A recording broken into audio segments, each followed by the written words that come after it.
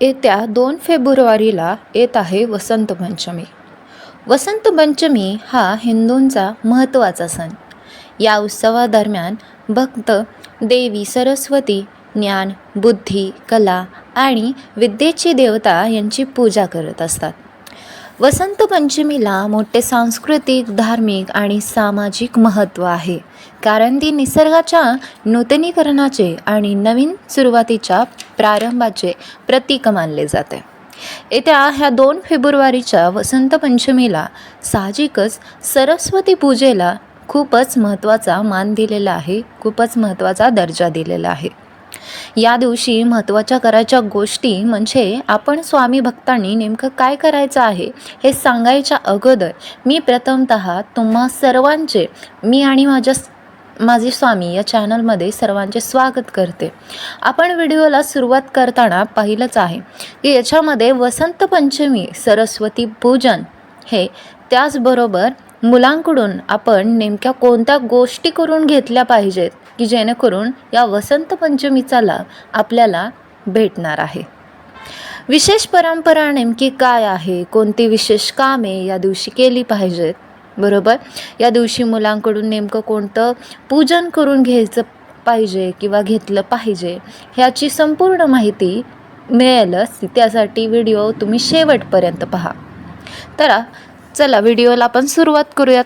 तर यामध्ये मुलांकडून करून घ्यायचं पहिलं काम म्हणजे काय आहे, तर वसंत पंचमी दिवशी मुलांकडून सरस्वती पूजन नक्कीच करून घ्या.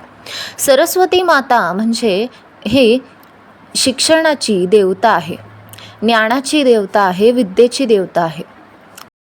वसंत पंचमीला जर तुम्ही मुलांकडून सरस्वती पूजन करून घेतलं तर साहजिकच मुलांच्या शैक्षणिक विकासावर ह्याचा खूपच मोठा परिणाम तुम्हाला दिसून येईल.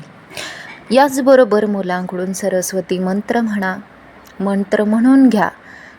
जर तो येत नसेल तर त्यांच्याकडून तो उच्चार नीट उच्चारून घ्या.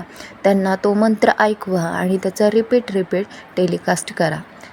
त्याचबरोबर तुमच्या आसपास राहणारी जी काही गरजू लहान मुले असतील तर त्यांना विशेष शैक्षणिक भेटवस्तू आपल्या मुलांच्या हस्ते त्या गरजूंना नक्की द्या. या दिवशी बघा, महत्त्वाची 3 कामं तुम्हाला कोणती करायची आहेत, तुमच्या मुलांकडून करून घ्यायची आहेत. ती म्हणजे पहिल्यांदा तुम्हाला मुलांकडून सरस्वती पूजन करून घ्यायचं आहे. त्यानंतर सरस्वती मंत्राचा जप तुम्हाला करायचा आहे. मुलांकडून त्याचं योग्य उच्चारण करून घ्यायचं आहे. त्यांना तो मंत्र ऐकवायचा आहे आणि त्याचं पठण करून घ्यायचं आहे.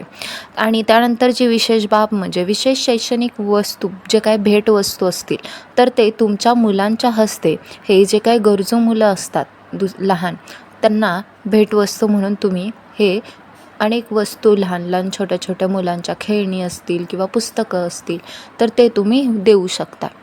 ज्या मुलांना अभ्यासात अडचणी येत असतील तर त्या अडचणी दूर करण्याचा हा महत्त्वाचा दिवस. बघा, मोबाईलचं जीवन आलेलं आहे. या मोबाईलच्या जीवनामध्ये भरपूर प्रमाणात जे काही पुस्तकीय ज्ञान असेल तर ते खूप कमी प्रमाणात आपल्याला बघायला मिळत असतं. पुस्तकी ज्ञानाचा कोण जास्त वापर करत नाही, पुस्तक कोण वाचत नाही. यामुळे काय होत असतं की जेणेकरून आपण जे काय पहिल्यापासूनची आपली पारंपरिक पद्धत आहे, पुस्तकांतून आपण ज्ञान घेत असतो, तर ती आपली पारंपरिक पद्धत ही कुठेतरी लोपच पावत चाललेली आहे. आता याचा परिणाम काय होते की जेणेकरून जास्तीत जास्त लहान मुलं ही मोबाईलच्या आहारी गेलेली आहेत. व्हिडिओ म्हणा किंवा गेम म्हणा, म्हणजे एकलकोंडी झालेली आहे. त्यांना मैदानी खेळ माहीत नाही. मुले अभ्यास न करता सतत मोबाईल पाहताना तुम्हाला दिसत असतात. याची मूळ सुरुवात ही पालकांकडूनच होत असते, कारण बऱ्यापैकी मुलं ही पालकांनाच फॉलो करत असतात. त्यांच्या पद्धतीनं त्यांचा स्वभाव हा बनत जात असतो.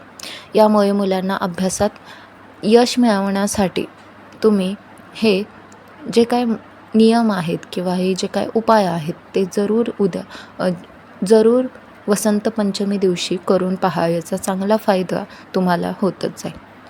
त्याचबरोबर वसंत पंचमीला तुम्हाला कोणत्या मंत्राचा जप करायचा आहे, तर ओम सरस्वत्याय ओम नमः या मंत्राचा जप मुलांकडून तुम्हाला करून घ्यायचा आहे. या दिवशी मध खाणेसुद्धा शुभदायी ठरत असतं. सरस्वती स्तोत्र मंत्र असेल त्याचं पठण तुम्हाला करून घ्यायचं आहे. मध खाणं पण या दिवशी शुभ मानलं गेलेलं आहे. जास्तीत जास्त मुलांकडून शांत वातावरणामध्ये अभ्यास करायला संधी द्या, जेणेकरून त्यांच्याकडून मोबाईल हा दूर ठेवला तरच त्याचा फायदा होईल. मुलांना यामुळे चांगल्या सवयी लावण्यास मदत होईल. या दिवशीपासून कोणती ना कोणती तरी नवीन गोष्ट मुलांना शिकण्यासाठी प्रोत्साहित करा. घरामध्ये खेळीमेळीचं वातावरण ठेवलं पाहिजे. मुलांच्या काही समस्या असतील किंवा मुलांचं म्हणणं आपण ऐकून घेतलं पाहिजे. मुलांना पालकांनी तेवढा तसा वेळ दिला पाहिजे. मैदानी खेळ असतील किंवा ग्राउंडवरचे खेळ असतील तर त्यासाठी मुलांना संधी दिलं पाहिजे, मुलांना बाहेर सोडलं पाहिजे.